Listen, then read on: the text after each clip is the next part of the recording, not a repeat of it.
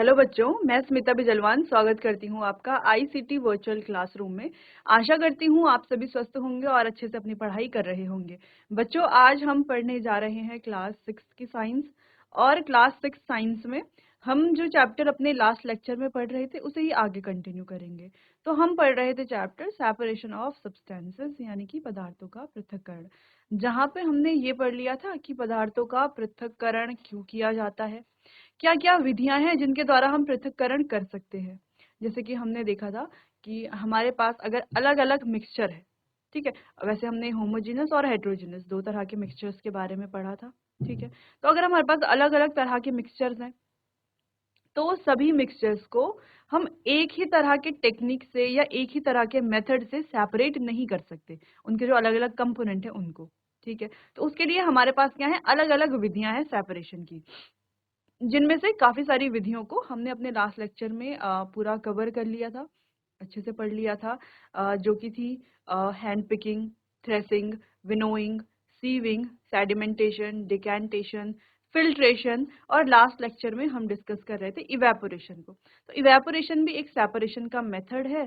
तो इसके बारे में एक जनरल आइडिया या एक जनरल इंट्रोडक्शन हमने अपने लास्ट लेक्चर में देख लिया था। अब आगे इसे हम कंटिन्यू करेंगे इवेपोरेशन को। चलिए बच्चों, तो चैप्टर को आगे कंटिन्यू करते हैं और बढ़ते हैं स्मार्ट बोर्ड की तरफ। चलिए बच्चों, तो एक बार आप देख लीजिए जो जो टॉपिक्स हमने अपने लास्ट लेक्चर में कवर कर लिए थे, ठीक है।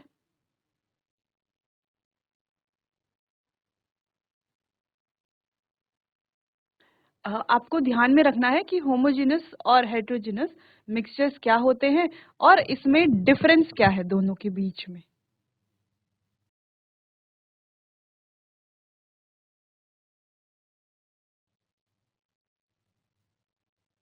चलिए, तो ये सारी टेक्निक्स हमने पढ़ ली थी विद एक्टिविटी, है ना। इनकी एक्टिविटीज भी हमने कई सारी एक्टिविटीज यहाँ पर परफॉर्म की थी, एक्टिविटीज पढ़ ली थी अच्छे से, ठीक है।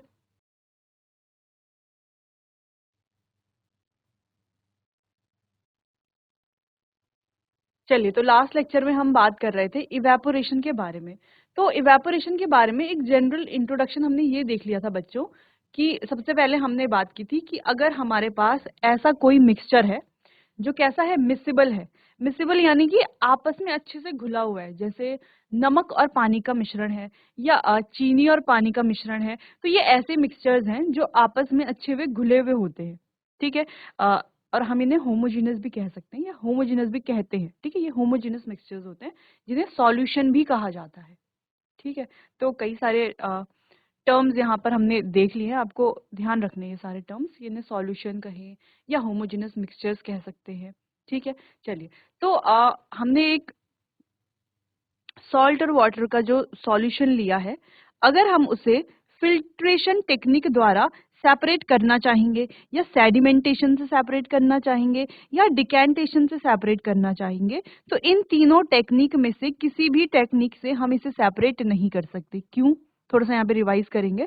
तो देखो, जो सेडिमेंटेशन टेक्निक है वहां पर क्या होता था कि मान लो हमारे पास कोई ए और बी का एक क्या है, मिक्सचर है, ठीक है। ए लिक्विड है और बी जो है वो सॉलिड है। तो ये जो सॉलिड होगा वो पानी में कैसा होगा, पूरे तरीके से घुलनशील नहीं होगा या घुलनशील नहीं होगा, ठीक है। जिससे कि ये जो बी जो है अपनी एक लेयर नीचे बना देगा या तो ऊपर बना लेगा मिक्सचर के, ठीक है। तो ऐसे में क्या होगा, जब कुछ टाइम तक हम इसे नहीं छेड़ेंगे, अनडिस्टर्ब्ड छोड़ेंगे, तो यहाँ पर क्या हो जाएगा, दो लेयर्स फॉर्म हो जाएंगी। इस प्रोसेस को हम सेडिमेंटेशन कहेंगे। फिर आगे इन जो ये जो दो लेयर्स हैं, इस इसको कैसे हम सेपरेट करेंगे, उठा करके इसको थोड़ा टिल्ट करेंगे और ऊपर वाली जो लेयर है उसे किसी दूसरे बीकर में शिफ्ट कर लेंगे और नीचे वाली जो लेयर है वो पहले बीकर में ही रह जाएगी। तो इस तरह का जो मेथड है उसे कहा जाता है डिकैंटेशन। लेकिन सॉल्ट वाटर का जो सॉल्यूशन है वो अच्छे से घुला हुआ होता है, इसीलिए यहाँ पे सेडिमेंटेशन होगा नहीं। अब सेडिमेंटेशन नहीं होगा तो डिकैंटेशन भी नहीं होगा, ठीक है। तो ये दोनों टेक्निक्स तो पहले यहाँ पर बाहर हो जाती है। फिर हम बात करते हैं फिल्ट्रेशन टेक्निक की, जहां पर हम फिल्टर पेपर की आप इमेज में यहाँ पर देख सकते हैं, फिगर 3.9 को आप देख सकते हैं ध्यान से, कि इस तरीके से जो फिल्टर पेपर है उसे फोल्ड किया जाएगा, ठीक है। फिर उसे जो है एक फनल के ऊपर, जैसे हमने ये ब्लू कलर से फनल बनाया है, फनल के ऊपर रखा जाएगा और फनेल के ऊपर रख करके इसमें जो है हमारा सॉल्ट वाटर का जो सॉल्यूशन हमने बनाया था उसे पोर किया जाएगा, उसे डाला जाएगा। फिर हम देखेंगे कि होना क्या चाहिए था, जो हमारी एक्सपेक्टेशंस है वो क्या होनी चाहिए थी कि जो सॉल्ट है वो ऊपर फिल्टर पेपर में रुक जाएगा और जो पानी है वो नीचे आ जाएगा। इस तरीके से सेपरेशन हो जाएगा। लेकिन रियलिटी क्या है, यहाँ पर ऐसा कुछ भी नहीं होता है, क्योंकि जो सॉल्ट है वो पानी में बहुत अच्छे से डिसॉल्व हो जाता है, जिस वजह से फिल्टर पेपर के पोर के थ्रू वो पानी के साथ क्या हो जाता है, पास हो जाता है ना। जैसे पानी नीचे आ जाता है फिल्टर पेपर से, वैसे ही सॉल्ट वाटर जो है वो पूरा भी नीचे आ जाता है, ठीक है, जिस वजह से यहाँ पे सेपरेशन नहीं हो पाता।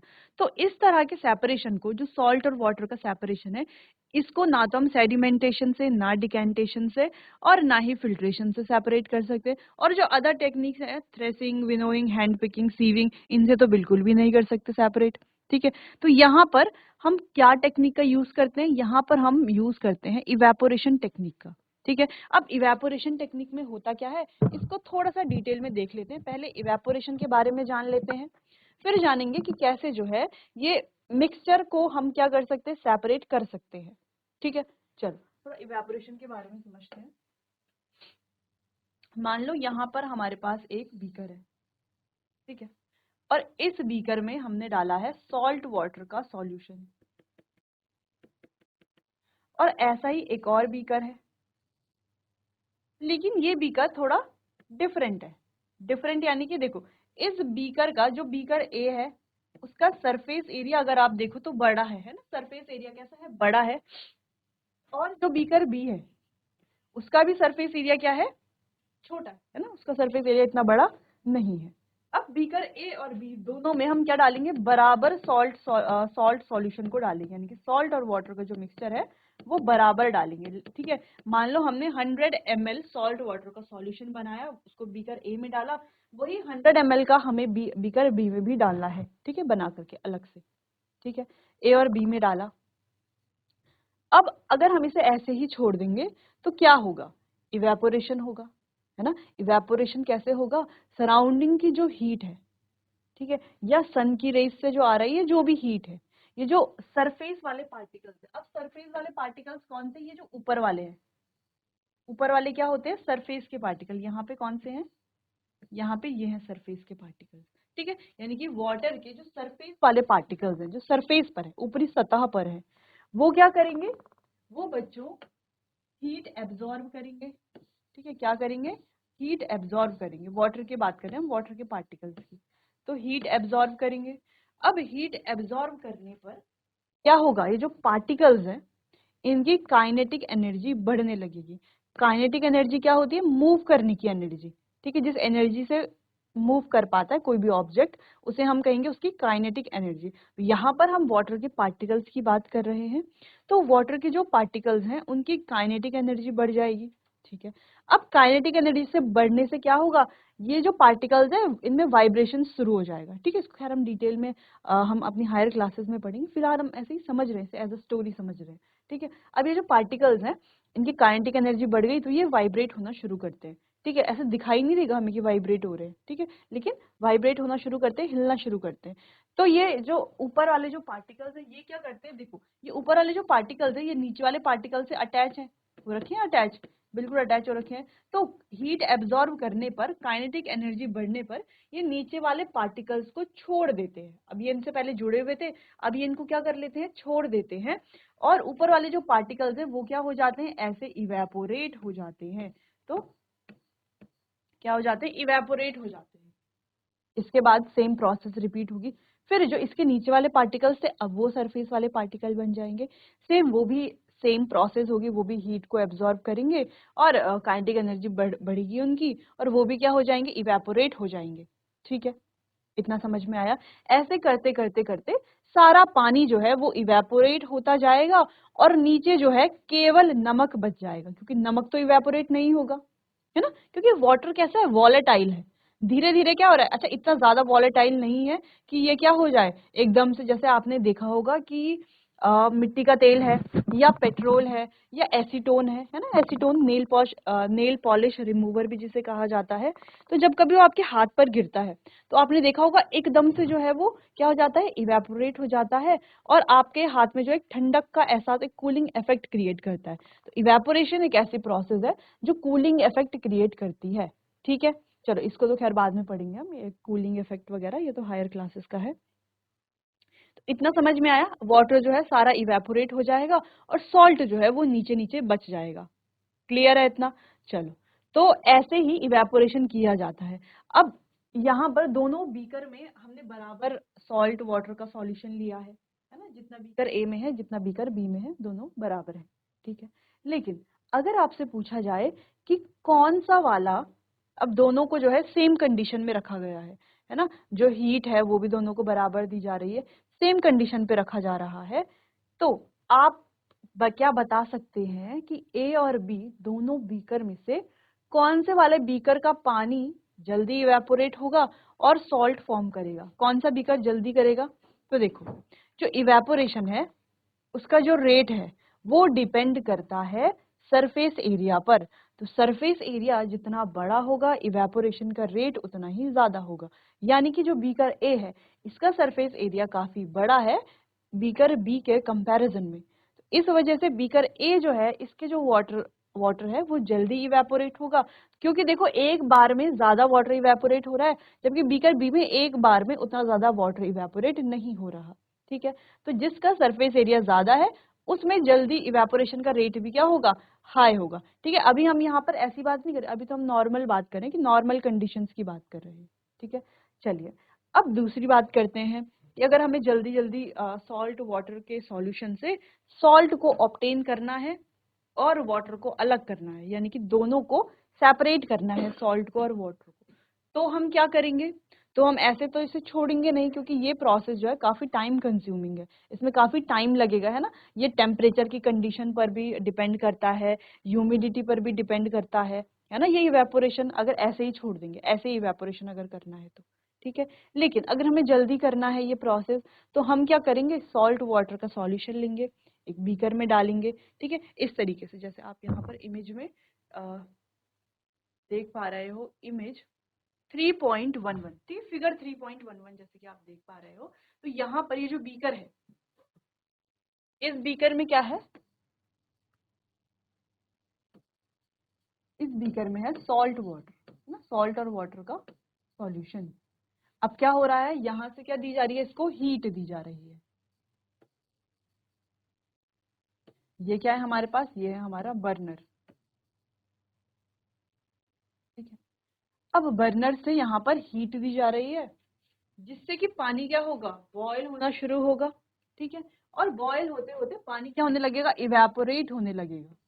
जैसे जैसे पानी इवेपोरेट होगा, एक टाइम ऐसा आएगा कि सारा पानी इवेपोरेट हो जाएगा और नीचे केवल क्या बच जाएगा, सॉल्ट बच जाएगा। और इस तरीके से हम सॉल्ट वाटर के सॉल्यूशन से सॉल्ट ऑब्टेन कर सकते हैं।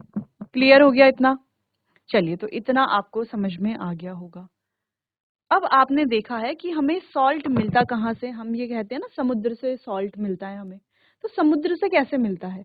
तो देखो बच्चों, समुद्र का जो पानी होता है, सी वाटर जिसे हम कहते हैं, वो कैसा होता है, खारा होता है, यानी कि नमकीन पानी होता है। ठीक है, अब समुद्र के किनारे छोटे छोटे सी बेड्स बनाए जाते हैं। ठीक है, बेड्स टाइप के बनाए जाते हैं। अब उन बेड्स में क्या भरा जाता है, पानी भरा जाता है, समुद्र का पानी भरा जाता है, नमकीन पानी भरा जाता है। ठीक है, अब इस नमकीन पानी को भर करके छोड़ दिया जाता है धूप में, है ना, सन की रेज उसमें आएंगी, पानी क्या होता रहेगा, इवेपोरेट होते रहेगा। धीरे धीरे करके सारा वाटर इवेपोरेट हो जाएगा और नीचे जो है सॉल्ट बचेगा। फिर इसे जो है साफ करके रिफाइन करके आगे जो है आगे इसकी प्रोसेसिंग की जाती है। फिर ये सॉल्ट जो है हम अपने घरों में यूज करते हैं। ठीक है, इतना समझ में आया कि सॉल्ट का फॉर्मेशन, मतलब सॉल्ट कैसे बनता है ना, सी वाटर से। चलिए, तो सेपरेशन का अब आपको समझ में आ गया कि सॉल्ट और वाटर को अलग कैसे करेंगे। अच्छा, क्या इस वाटर को ऐसे कर सकते हैं क्या हम, जैसे अभी तो हमने क्या देखा कि ये जो वाटर है वो इवेपोरेट हो रहा है। ठीक है, अगर ऐसा हो कि ये जो वाटर है वो इवेपोरेट ना हो, है ना। वाटर को भी अगर हमें अलग से कलेक्ट करना हो तो कैसे हम कलेक्ट करेंगे, तो भी बहुत इजी टेक्निक है। तो हम क्या करेंगे, जहां से ये निकल रहा है, क्या निकल रही है, भाप निकल रही है, यानी कि इवेपोरेट हो रहा है, ये वेपर्स बन रही है, वहां पर हम क्या लगा देंगे, वहां पर एक ट्यूब हम लगा देंगे, उस ट्यूब को कनेक्ट कर देंगे एक कंडेंसर से।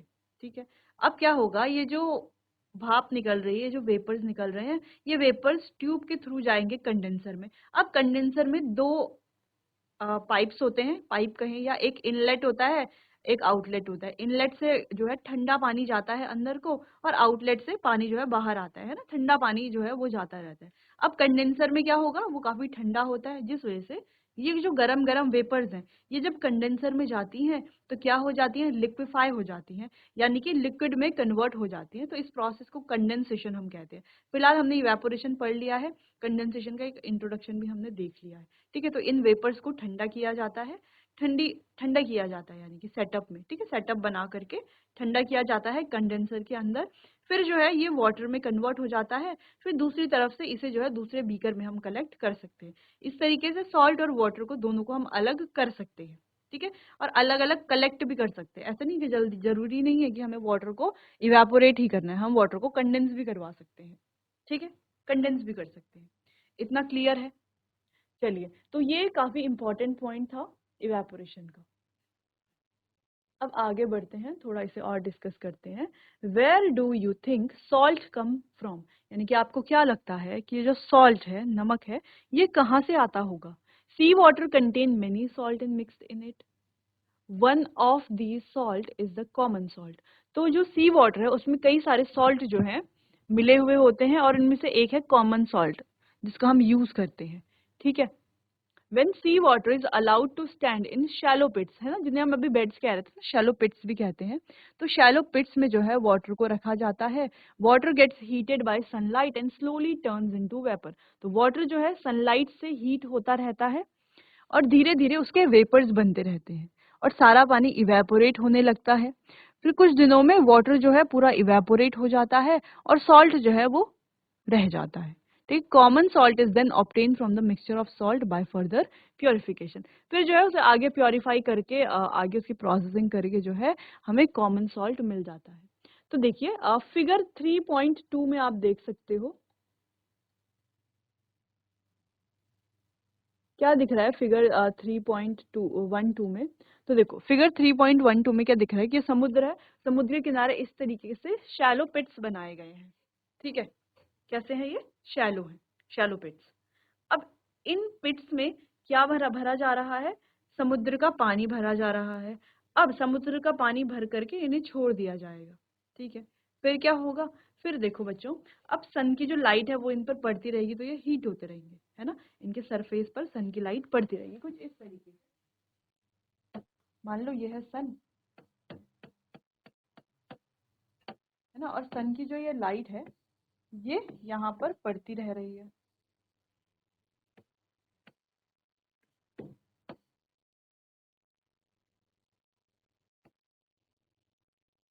इस तरीके से अब सनलाइट को यहाँ पर पड़ने से होगा क्या, तो देखो, जैसे जैसे सनलाइट जो है इन पिट्स पर पड़ेगी, इन पिट्स के ऊपर जो वाटर है, पिट्स में जो वाटर है उसके सरफेस पर ही पानी की लेयर गिरेगी, है ना, ऐसा थोड़ी, सॉरी, ये हीट की जो रेज है पानी के ऊपर गिरेगी, है ना, ऐसा तो नहीं कि हीट की रेज सीधा पानी के अंदर बॉटम में चली जाएंगी, नहीं, कहाँ पर गिरेगी, पानी के सरफेस पर गिरेंगी।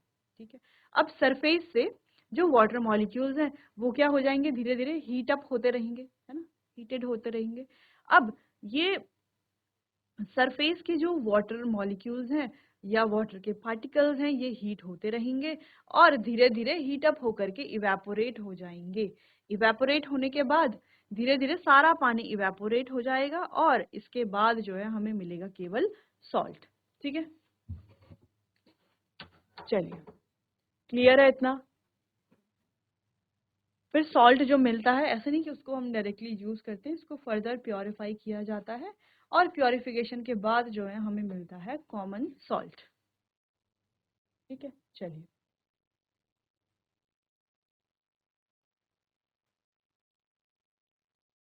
चलिए, तो एक बार आप इसे देख लीजिए, फिर आगे बढ़ते हैं, अगला टॉपिक समझते हैं।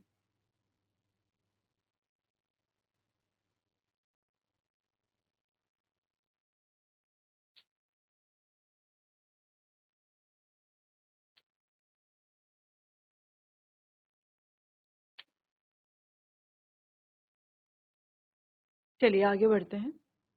अगला है use of more than one method of separation. अब एक से ज्यादा मेथड ऑफ सेपरेशन के यूजेस जो हैं उनको देखते हैं।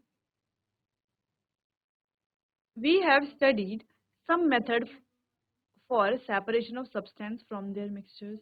Often one method is not sufficient to separate the different substances present in the mixture. In such a situation, we need to use more than one of these methods. चलिए, तो यहाँ पर यही कहा गया है बच्चों, जो हमने चैप्टर के स्टार्टिंग में ही पढ़ लिया था, वो यहाँ पर एंडिंग में लिखा हुआ है। ठीक है, एंडिंग तो नहीं है खैर। तो यहाँ पर कहा गया है कि हमने काफी सारे मेथड्स को अभी तक पढ़ लिया है, बिल्कुल पढ़ लिया है ना। कौन कौन से पढ़े हैं? Hand picking, threshing, winnowing, sieving, sedimentation, decantation, filtration, evaporation. ठीक है, अब यहाँ पर जो है एक मेथड जो है वो सफिशिएंट नहीं है अलग अलग मिक्सचर्स को सेपरेट करने के लिए।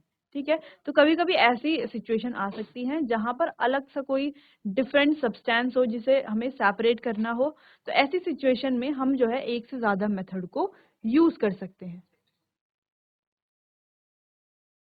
चलिए, तो जैसे कि हमने बात की कि कई जगहों पर हमें जो है एक से ज्यादा मेथड को यूज करना पड़ सकता है ना, यूज करना पड़ेगा भी कई सिचुएशंस में।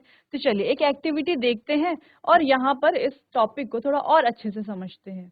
ठीक है, अच्छा यहाँ पर आप फिगर 3.13 देख पा रहे हो, तो यहाँ पर देखो दो सेपरेशन की टेक्निक एक साथ हो रही है। देखो, एक तो इवेपोरेशन भी हो रहा है क्योंकि जो कैटल है, कैटल में जो पानी है, ठीक है, नीचे से कैटल को क्या दी गई है? हीट दी गई है।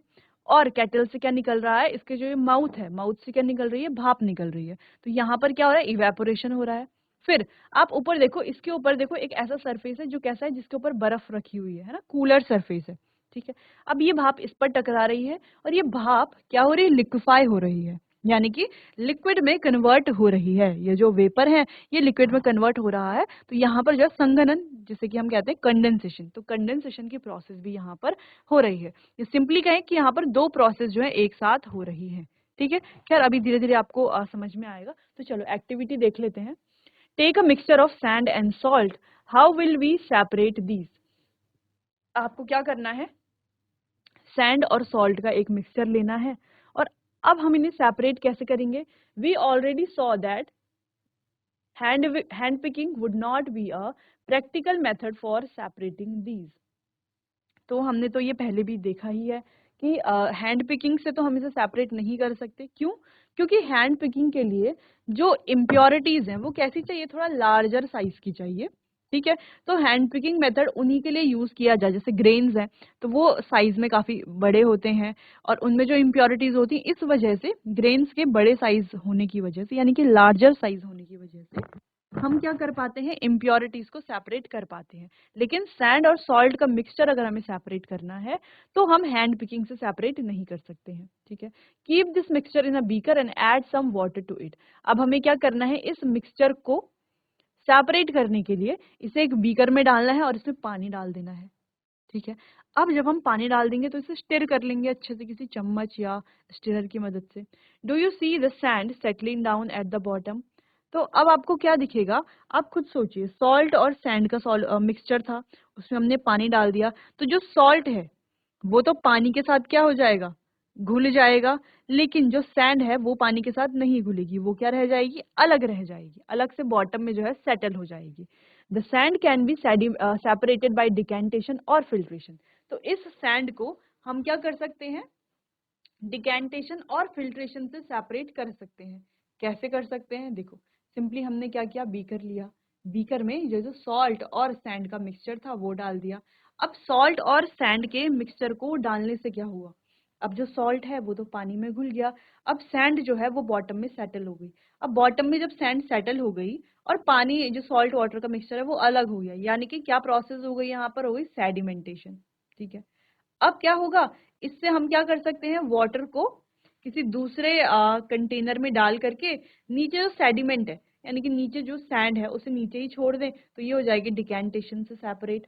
ठीक है, अब इसे अगेन हम क्या करेंगे? इस जो ये जो सैंड थी इसमें हल्का फुल्का वाटर तो हो गई, इसे हम डाल देंगे एक फिल्टर पेपर पर। अब फिल्टर पेपर पर डालने से क्या होगा कि फिल्ट्रेशन टेक्निक से जो फिल्टर पेपर पर रेजिड्यू बच जाएगा, जो लिक्विड है वो पूरा नीचे आ जाएगा। ठीक है। What does the decanted liquid contain? अब ये जो डिकैंटेड लिक्विड है इसमें क्या मिला हुआ है? देखो, अब रेत तो हो गई अलग, ठीक है, सैंड अलग हो गई। अब हमारे पास क्या बचा? हमारे पास बचा है बच्चों सॉल्ट और वाटर का मिक्सचर। अब सॉल्ट और वाटर के मिक्सचर को कैसे सेपरेट करेंगे? जैसे कि अभी हमने इससे पहले पढ़ा था, इवेपोरेशन से सॉल्ट और वाटर को सेपरेट कर लेंगे। लेकिन हमें सॉल्ट भी चाहिए और वाटर भी चाहिए, दोनों चीजें चाहिए। तो कैसे करेंगे? तो हम साथ में करेंगे कंडेंसेशन प्रोसेस भी। क्या होगा कि जो सॉल्ट है वो नीचे रह जाएगा इवेपोरेशन की वजह से, है ना, और वाटर जो है वो पूरा इवेपोरेट हो जाएगा इवेपोरेशन टेक्निक से। अब ये जो इवेपोरेटेड वाटर है या वेपर है, इन वेपर्स को हम एक कंडेंसर के थ्रू गुजारेंगे, कंडेंसर के थ्रू पास कराएंगे। फिर ये जो वेपर्स हैं ये लिक्विड में कन्वर्ट हो जाएंगी, यानी कि कंडेंस हो जाएंगी। तो सिंपली हमारा लिक्विड, सॉल्ट और सैंड तीनों मिक्सचर क्या हो जाएंगे? अलग अलग हो जाएंगे। ठीक है। Now we need to separate salt and water from the decanted liquid. अब हम ये पढ़ रहे हैं जो हमने अभी पढ़ लिया है। ठीक है। Transfer this lead liquid to a kettle and close its lid. अब हमें क्या करना है? इस तरीके के जो हमें फिगर 3.13 में दिख रहा है, तो जो वाटर हमने क्या किया था, जो वाटर हमें मिला था सैंड को सेपरेट करने के बाद, है ना, सॉल्ट वाला वाटर, सॉल्ट और वाटर वाला सॉल्यूशन, इसे केटल में डाल लेंगे। ठीक है। अब केटल को क्या करेंगे? हीट करेंगे। जैसे हम केटल को हीट करेंगे तो इसका जो ये माउथ है वहां से निकलेंगे वेपर्स। चलिए, तो जैसे कि हम बात कर रहे थे फिगर 3.13 की, है ना, तो हमने अभी देख लिया कि सैंड को तो हमने सेपरेट कर लिया। अब ये जो सॉल्ट वाटर है उसको हमने एक केटल में डाल लिया है। अब केटल में डाल करके हम नीचे से इसको देंगे हीट। ठीक है। जब हम इसे हीट करेंगे तो क्या होगा? जो वाटर है वो क्या होने लगेगा? बॉयल होने लगेगा, उसके वेपर्स बनना शुरू हो जाएंगे, यानी कि उसमें भाप बनने लगेगी। तो आप अपने घर में भी देखा होगा, आप जब भी किसी भी लिक्विड को ऐसे हीट करते हो तो उसमें भाप बनती है ना, चाहे कोई भी लिक्विड हो भाप बनेगी। ठीक है। चलिए, तो इस तरीके से भाप बन रही है और केटल का जो माउथ है उससे भाप निकल रही है बाहर। अब हम क्या करेंगे? इस केटल के माउथ के बाहर से एक हमने क्या रखा हुआ है, एक दूसरा क्या रखा हुआ है, आप देख सकते हो, एक ऐसा सरफेस रखा हुआ है जो कैसा है? कूल है। उसके ऊपर आइस क्यूब्स रखे गए हैं। ठीक है। जिस वजह से सरफेस कैसा हो जाए? ठंडा हो जाए, एक कंडेंसर का काम करे। ठीक है। तो घर में तो कंडेंसर मिलेगा नहीं, तो इस तरीके से कंडेंसर हमें बनाना पड़ेगा। ठीक है। तो इसके इस तरीके से आ, एक ऐसा सरफेस लेकर के जो कैसा हो? ठंडा हो, उसके ऊपर बर्फ रख करके उसे ठंडा बनाया जाएगा। फिर उसके बाद जो है ये भाप जो है बच्चों उससे टकराएंगी, इस ठंडे सरफेस पर टकराएंगी और लिक्विड में कन्वर्ट हो जाएंगी। इस प्रोसेस को कहा जा रहा है कंडेंसेशन। तो आपने देखा होगा सॉल्ट और वाटर के मिक्सचर को अलग करने के लिए, या हम कहें सैंड, सॉल्ट और वाटर, इनका ये जो मिक्सचर था इसे अलग करने के लिए हमने कई सारी टेक्निक्स देखी। हमने देखा डिकैंटेशन, फिर देखा फिल्ट्रेशन, फिर इवेपोरेशन और कंडेंसेशन। तो 3-4 प्रोसेस जो है यहाँ पर हमने देखी। ठीक है। एक ही सेपरेशन में 3-4 अलग अलग विधियां हमने देखी। ठीक है। चलिए, थोड़ा कंडेंसेशन प्रोसेस को अच्छे से समझ लेते हैं।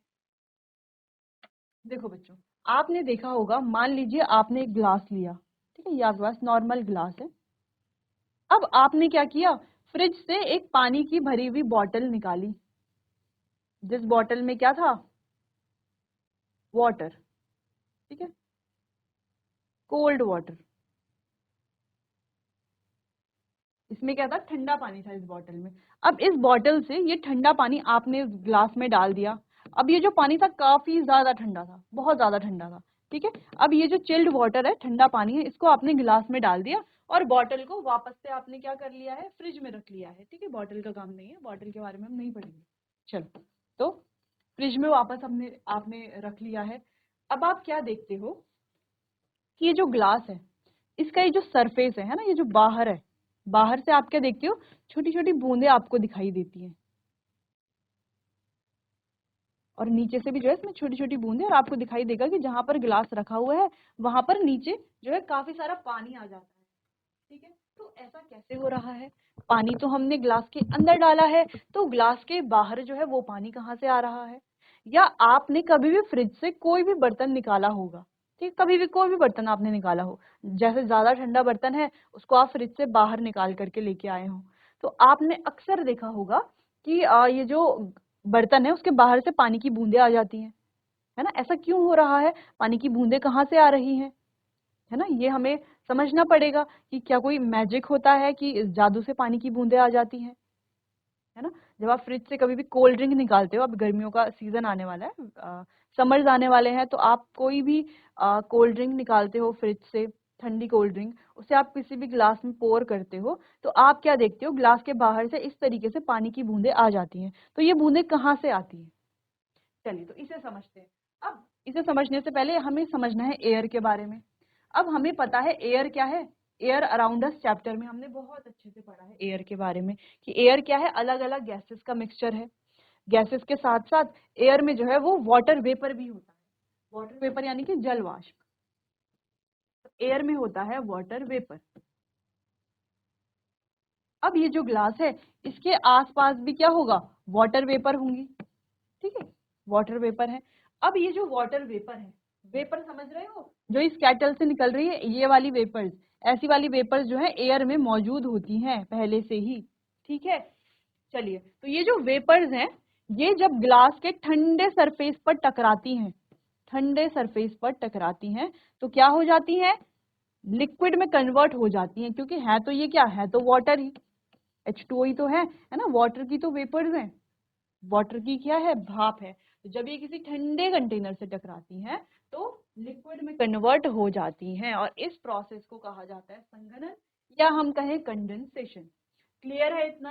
अब आपको समझ में आ गया है कि फ्रिज से कोई भी बॉटल निकालते हैं या ग्लास निकालते हैं या किसी भी कंटेनर में कुछ ठंडा पानी रखते हैं या कोई ठंडी चीज, मान लो किसी ग्लास में आपने आइस क्यूब रख दिए हैं, तो अब आपको समझ में आ गया है उसके बाहर से ये जो पानी की बूंदें आती है वो कहाँ से आती है ना? कैसे आती हैं?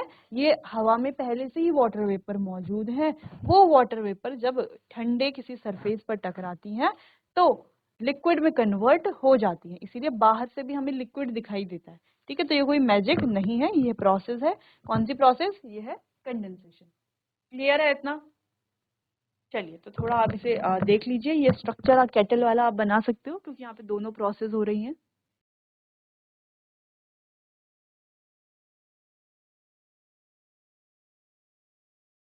चलिए क्लियर हो गया इतना? तो यहाँ पर वही हमने पढ़ा, ये प्रोसेस को हाईलाइट हम कर लेंगे, कंडेंसेशन की process, the process of conversion of water vapour into liquid, है ना, यही तो हमने पढ़ा कि जो हवा में जो वाटर वेपर है ना, फिलहाल हम नॉर्मल कंडेंसेशन की बात कर रहे हैं। हवा में जो वाटर वेपर है वो जब किसी ठंडे सरफेस पर टकराती है तो पानी की बूंदों में परिवर्तित हो जाती है, यानी कि जो वाटर वेपर है, ठीक है, वो लिक्विड में कन्वर्ट हो जाती है। तो हम जनरली लिख भी सकते हैं कि जो प्रोसेस है इसमें होता क्या है, गैस से लिक्विड में कन्वर्जन होता है, कि जो वाटर वेपर है गैस ही तो है एक तरह से, ठीक है। अगर हम जनरल टर्म्स में लिखें तो गैस से लिक्विड में कन्वर्ट होने वाली जो प्रोसेस है उसे कहा जाता है कंडेंसेशन, ठीक है। वहीं इवेपोरेशन की अगर हम बात करें तो इवेपोरेशन में लिक्विड से गैस में जो कन्वर्जन है उस प्रोसेस को कहा जाता है इवेपोरेशन, ठीक है। तो यहाँ पर कंडेंसेशन और इवेपोरेशन दोनों आपको अच्छे से समझ में आ गए होंगे। चलिए तो आप इसको नोट कर सकते हैं, कंडेंसेशन की डेफिनेशन को।